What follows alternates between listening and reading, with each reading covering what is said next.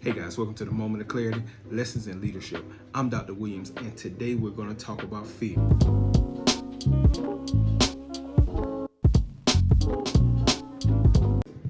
All right, guys, so let's talk about fear. Listen, fear is one of those topics that it just racks me, right? It irks my nerves, right, to see people in a state of fear.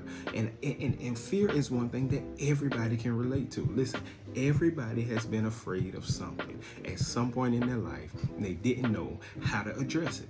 Listen, I was talking to some leaders just a few weeks ago, and what we realized is that sometimes griping sessions or complaining sessions or times where we just want to kind of go around and avoid things, what ends up coming out of those conversations is the fact that there is fear somewhere.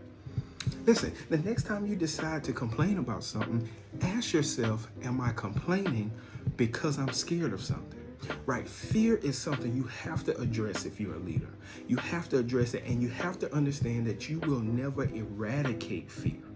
Right? There's a scripture in the Bible that says that God hasn't given us the spirit of fear. But what it doesn't say is that fear ever goes away. Right? We're always going to have some type of fear somewhere in our life, and it is key and important for us to understand how to handle fear and how to manage fear. Listen, fear never goes away. Right? You may be afraid of one thing and then you figure out how to overcome it, but then there's something else. It's always something there that we are afraid of, right? And sometimes that fear is the fear of failure. Sometimes it's the fear of success. Sometimes it is the fear of what's going to happen next. It's the fear of the unknown, right? Sometimes it's the fear of what other people think. Right? There's always some level of fear in our lives. And we have to understand as leaders how we manage that fear. Listen, notice that I said we're not going to always eradicate fear, but we can manage fear. And as a leader, when your team sees that you know how to manage fear, they know you can manage anything.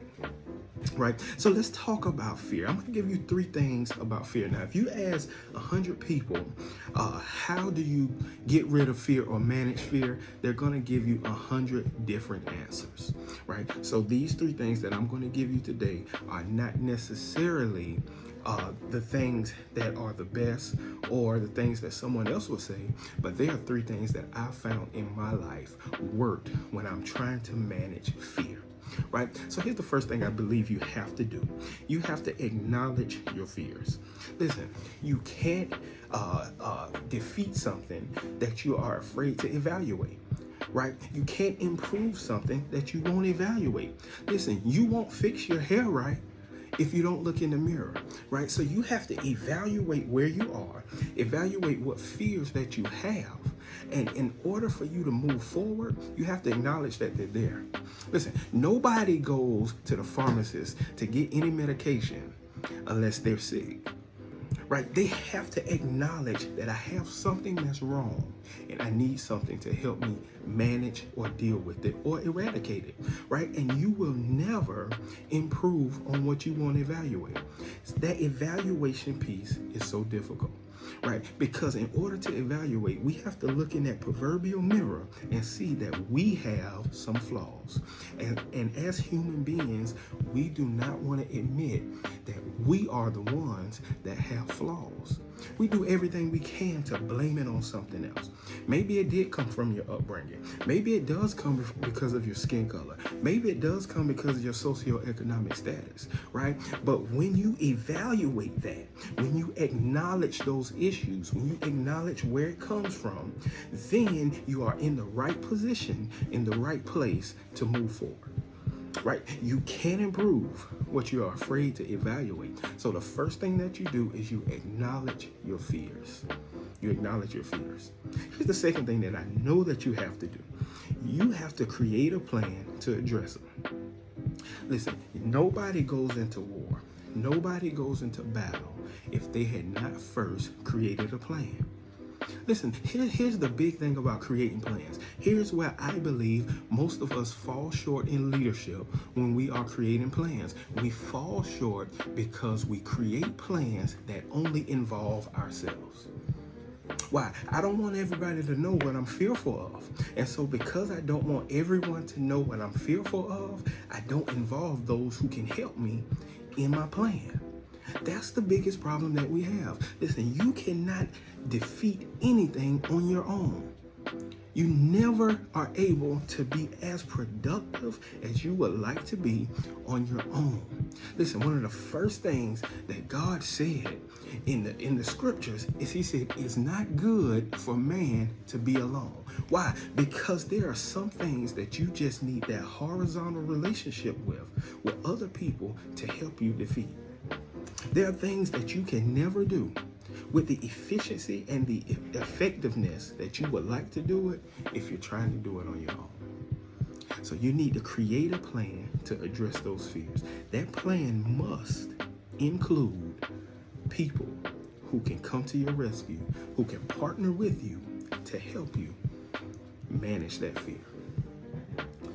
The third thing that I believe you have to do, if you want to manage fear, you really want to manage fear, and you want to move to that next level in leadership, that next level in your life, whether or not you're a leader or not, and you're watching the moment of clarity, you can manage your fear by doing these three things, right? The third thing is to find purpose in your fears.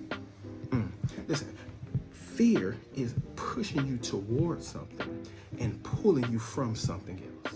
Let me say that again. Fear is designed to push you towards something and to pull you away from something else. Listen, there is a purpose in your fear. Your fear is communicating something to you that you need to know. Right? Whenever you're scared about anything, whether or not it's the fear of failure, it could be the fear of success, it could be the fear of other people's thoughts, it is teaching you something about yourself that you may have known before, but oftentimes it's something that you didn't know about yourself. Fear will push you into the unknown. Fear will push you away from stuff that you're not supposed to be around. Fear will push you away from complacency. Fear will push you away from being in the same place today that I was last year. And if you allow yourself to get bogged down and drown in fear, you won't find the purpose in it. You have to find purpose in whatever it is you're afraid of. Listen, there was a man in the Bible by the name of Peter who saw Jesus walking across the water, and he said, look, if it's you, tell me to come out there. Peter would have never stepped out the boat if Jesus didn't tell him. What does that tell us about fear? Listen, he knew his limitations, but he needed someone else to help him manage that fear and to step outside of the boat. He could only do it when someone else was on the other end encouraging him to do what he would not do on his own. Right? And so you have to understand there's purpose in fear. Fear is pushing you to something and it's pulling you away from something. And if you want to manage it in your life, if you want to manage it in your leadership capacity, you have to involve the people that follow you and the people that care about you the most if you want to manage fear in leadership. Listen, as parents, we're fearful all the time, right? We're fearful of what our children are going to become. What's going to happen at school with our child every day, right? We're fearful. And if we want to manage that fear, we have to involve everybody in a team effort in order to be successful. Listen, this is Dr. Williams. This is the moment of clarity. Leave me a comment below. Like, share, and subscribe. And remember, if no one's following you, you're just walking. Until next time.